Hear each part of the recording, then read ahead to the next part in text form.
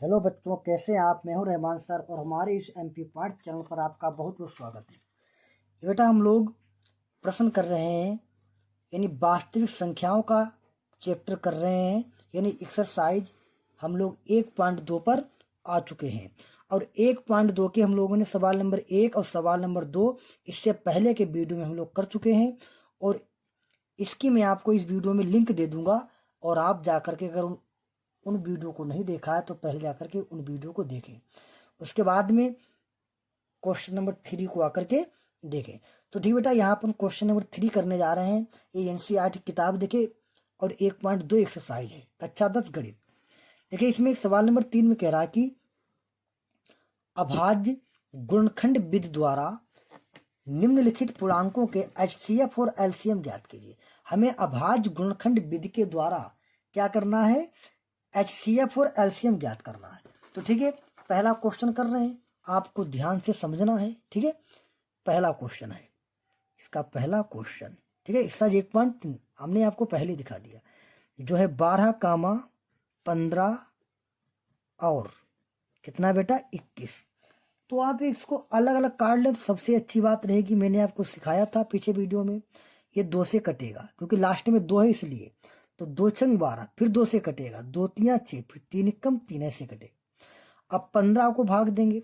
15 को आपको पता है या तो 5 से भाग दिया जा सकता है या फिर 3 से। तो 3 से दे दो, तिपच 15, 5 एकम 5। अब 21 को आप 3 से भाग दे सकते हैं, 3 सत्ते 21, 7 एकम 7। इतनी बात क्लियर हुई। अब हमें इसमें निकालना क्या, हमें इसमें निकालना एचसीएफ और एलसीएम। तो एक बार इसको अपनी सुविधा के लिए आप ऐसे लिख लें, 12 बराबर 2 और गुणे में 2 और गुणे में 3। ठीक है, फिर 15 बराबर लिख लें 3, फिर गुणे में 5। 21 बराबर लिख लें 3 और गुणे में 7। और अब यहाँ पर निकालेंगे कि एचसीएफ कितना होता है। तो मैंने आपको सिखाया था कि एचसीएफ क्या होता है। एचसीएफ वह होता है जो हमें, यानी 12 को काटा हमने, 15 को, 21 को, तो इन तीनों में जो चीज मिलेगा वो हमारा एचसीएफ होगा। तो क्या मिल रहा है देखिए, ठीक है, 3 यहाँ पर भी है, 3 यहाँ पर भी, 3 यहाँ पर, तो एचसीएफ हमारा 3 होगा। इतनी बात आई समझ में। देखिए 2 यहाँ पर है लेकिन हर जगह पर 2 नहीं है, वही हमारा एचसीएफ होगा जो हर जगह पर होगा। तो चलिए एचसीएफ तो हो गया हमारा। अब एलसीएम की बात करते हैं। एलसीएम पहले वह लिया जाता है जो दोनों में, तीनों में जितने भी हमें काटने के लिए पद दिए जाएंगे सब में होना चाहिए। तो देखो 3 यहाँ पर है, 3 यहाँ पर, 3 यहाँ पर, तो पहले 3 हो जाएगा। अब ये 3 हो गए, इसको पहले लिखा जाता है। अब देखो 2 यहाँ पर है, क्या और कहीं पर नहीं है, तब भी लिखा जाएगा। 2 यहाँ पर है और कहीं पर है, तब भी लिखा जाएगा। अब ये तो 3 लग गए, यहाँ 5 बचे, क्या और कहीं पर नहीं है, फिर भी लिखा जाएगा।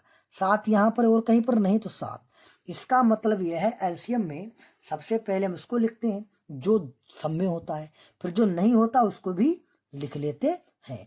अब देखिए यहाँ पर जो एलसीएम का जो गुणा आएगी एलसीएम की, वो हमारी हो जाएगी 420। चाहे गुणा करके देख लें, 420। ठीक है, ये हमारा पहला आंसर हो गया, हमारा दूसरा आंसर होगा। इतनी बात क्लियर हुई।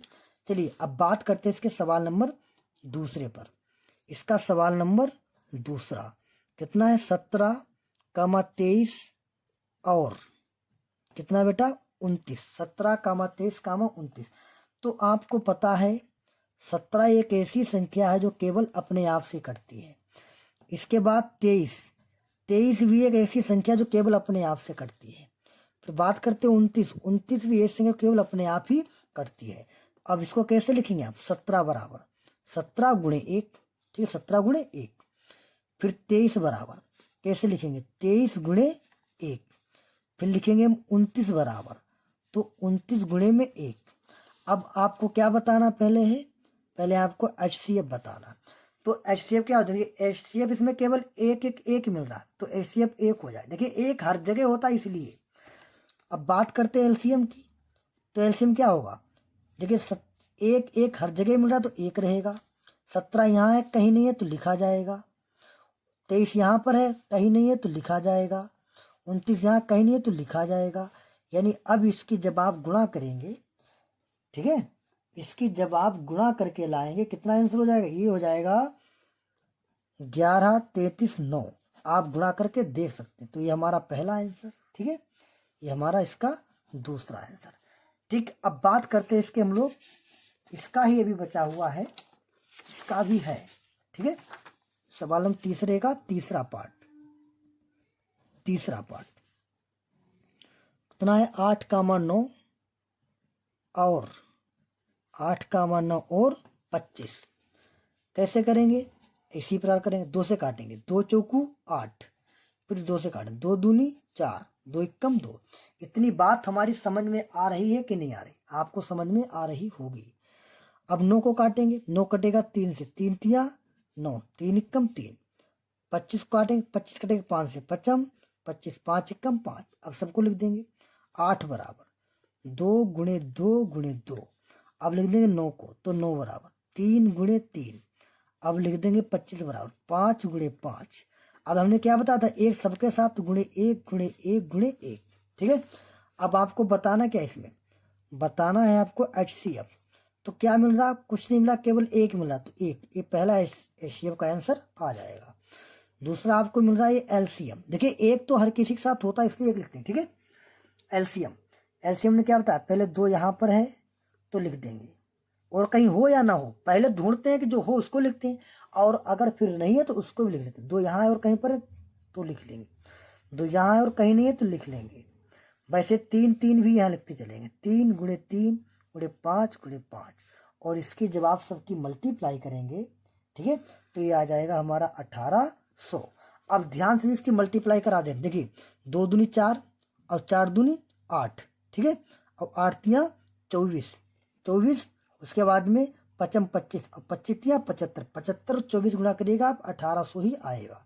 ये आ गया आपका दूसरा आंसर। तो ठीक है बेटा, मैं उम्मीद कर रहा हूँ कि आपको क्वेश्चन समझ में आया होगा। इसमें आप थोड़ी सी जानकारी समझ लें, ठीक है, इसमें थोड़ी सी जानकारी ये समझ लें, मैंने आपको पीछे बता दिया। जैसे कि अगर पीछे सम संख्या हो, ठीक है, अगर सम संख्या हो पीछे, तो वो संख्या 2 से कटती है, बात आ रही समझ में।